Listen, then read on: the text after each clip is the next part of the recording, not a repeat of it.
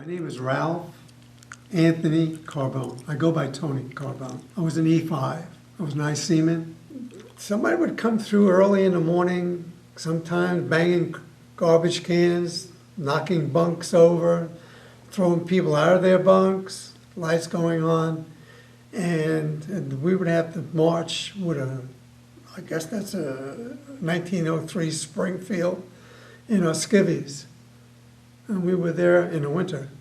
It wasn't a pleasant experience. If you had time to get your boots on, that was good. Otherwise, you were barefoot. So it happened a couple of times. It didn't happen often, but it happened a couple of times.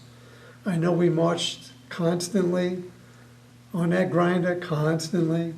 And if you did something wrong, you had to run around the grinder with the piece over your head, which wasn't easy. And then from there, we would go to the scullery, mess hall. That was our mess hall duty for a couple of weeks.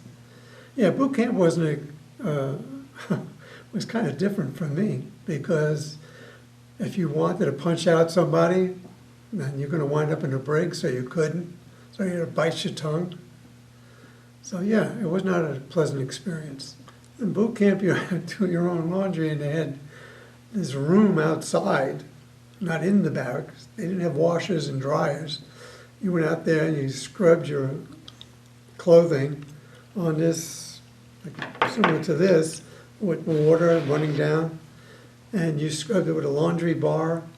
Then you had to hang it on a line, and you didn't have clothespins. They had these little pieces of string, I forget what they called them, and you had to tie them on there. Sometimes you had to stand clothesline watch.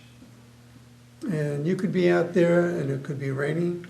There could be no clothes on the line, but you had to stand out there and make sure nobody stole the clothesline, I guess. I don't know.